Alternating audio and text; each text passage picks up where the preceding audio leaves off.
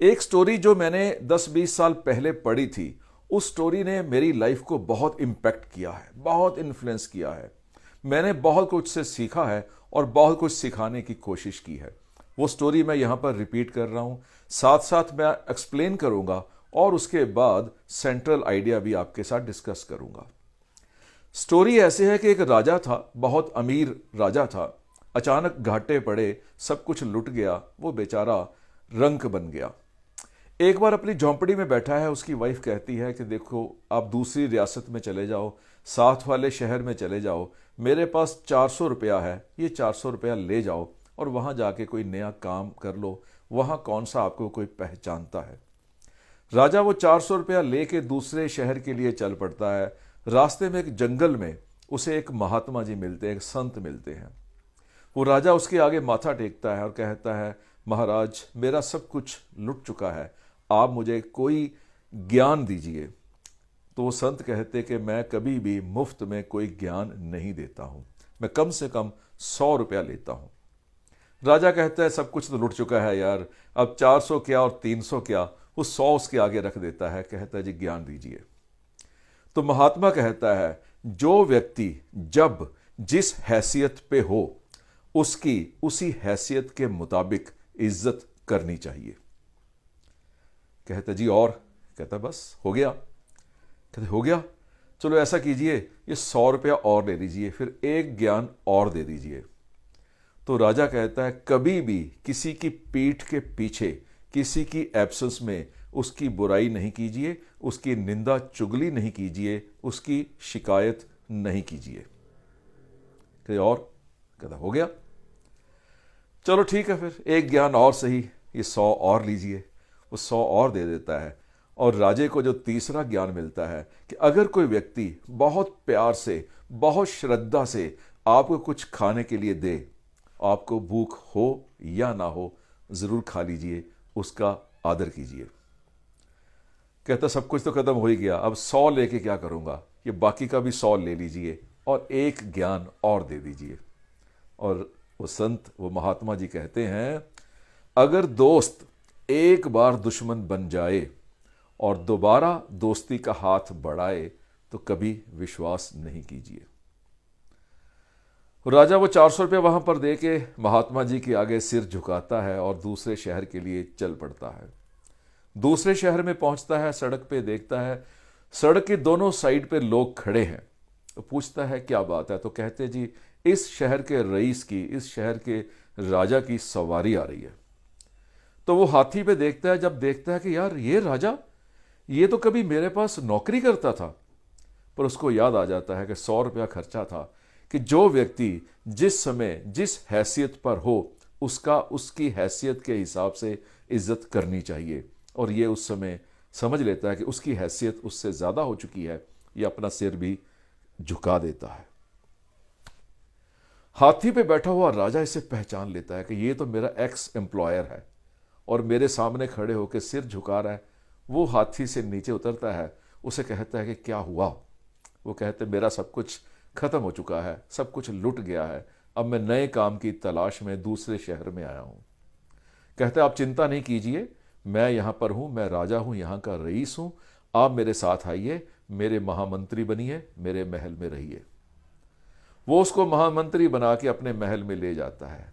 एक दिन वही महामंत्री शाम को टहल रहा होता है, कोतवाली के आगे से निकलता है तो देखता है कि कोतवाली के कमरे के अंदर उस राजा की बेटी के साथ कोतवाल कुकर्म कर रहा होता है।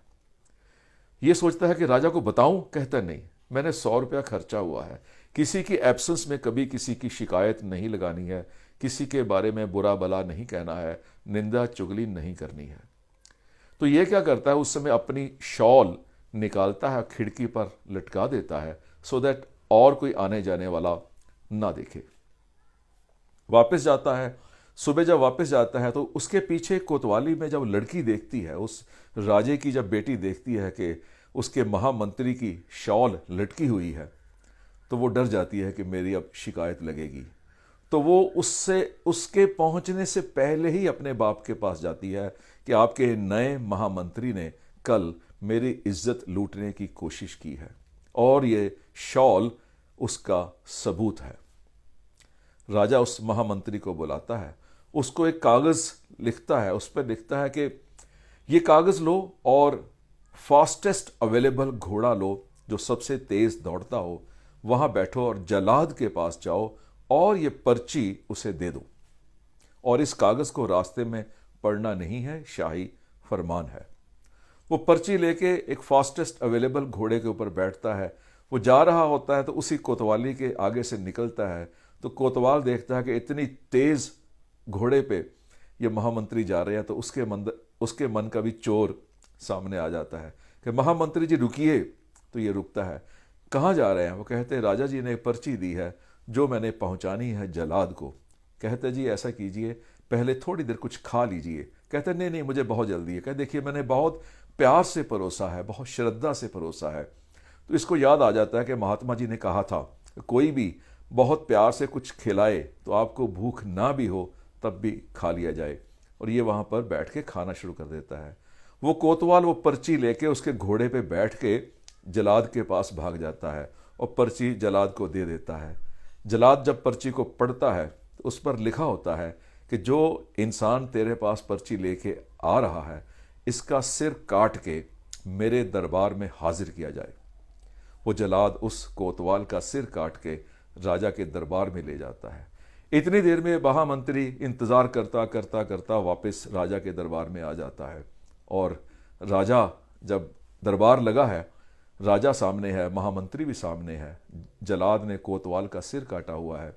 जब लड़की देखती है कोतवाल का सिर कटा हुआ तो लड़की फूट फूट के रो पड़ती है और सब कुछ सच उगल देती है कि कसूर महामंत्री का नहीं था, कसूर कोतवाल का ही था जिसका सिर कटा है। राजा महामंत्री के पास जाता है, उसे कहता है कि मैं माफ़ी चाहता हूँ मेरे दोस्त, मैंने तेरे ऊपर शक किया और तेरा सिर कटवाने के लिए मैंने जल्लाद के पास तुझे ही भेज दिया। कहता है अब मैं आपके साथ हाथ नहीं मिला सकता हूँ। महामंत्री कहता है अब मैं आपके साथ हाथ नहीं मिला सकता हूँ क्योंकि मैंने इसके ऊपर भी 100 रुपया खर्चा है कि दोस्त एक बार दुश्मन बन जाए, दोबारा दोस्ती का हाथ बढ़ाए तो उसके ऊपर विश्वास नहीं करो। ये स्टोरी आपकी लाइफ में कितनी स्टीक बैठती है, कितना सूट करती है, ये मैं नहीं कह सकता हूँ, लेकिन मैं ये समझता हूँ कि जो बंदा जिस हैसियत पे है उस पर इज्जत करनी चाहिए। अगर आप जॉब करते हो, आपके जो बॉस हैं कभी भी उनकी इंटेलिजेंस के ऊपर डाउट नहीं करो, उनके विजन को चैलेंज नहीं करो, आउटशाइन करने की कोशिश नहीं करो। अगर आप उनसे आगे निकलने की कोशिश करोगे, अगर आप दिखाओगे कि मैं आपसे ज़्यादा सियाना हूँ, मैं आपसे ज़्यादा रिसोर्सफुल हूँ, आपसे ज़्यादा आगे बढ़ सकता हूँ, तो जो आपका मालिक है वो इनसिक्योर्ड फील करेगा। और जब इनसिक्योर्ड फील करेगा तो आपको फायर कर देगा।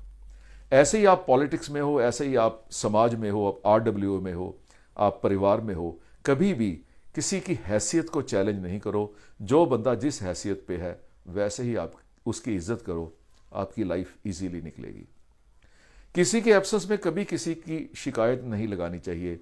आज की डेट में, पहले था कि दीवारों के भी कान होते हैं, अब तो कान और आंखें हर जगह लगी हुई है।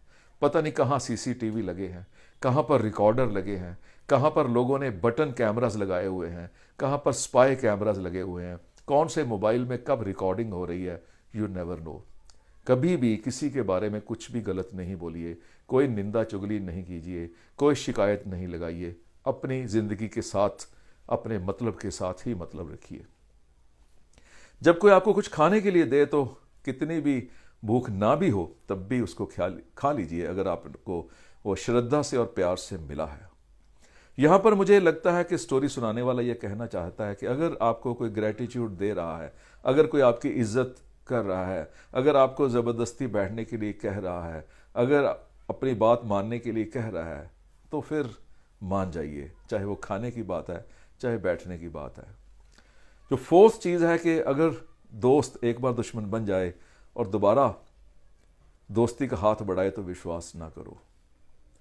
यहाँ पर मैं ये कह सकता हूँ कि 100% तो मैं इस चीज़ के फेवर में नहीं हूँ, लेकिन मैं समझता हूँ जो एक बार शक कर सकता है वो दोबारा भी शक कर सकता है।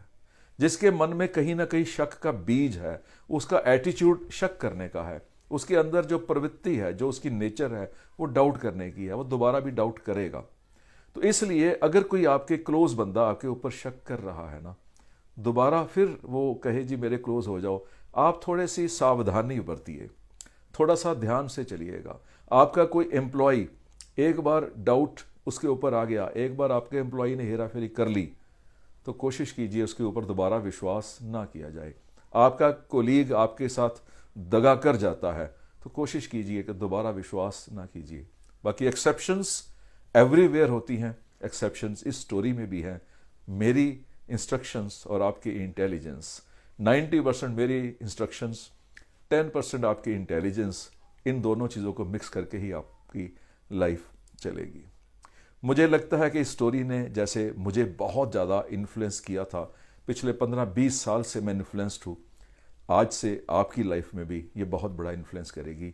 इन चारों चीज़ों को याद रखिए, तरक्की कीजिए, मेरा आशीर्वाद आपके साथ है। God bless you.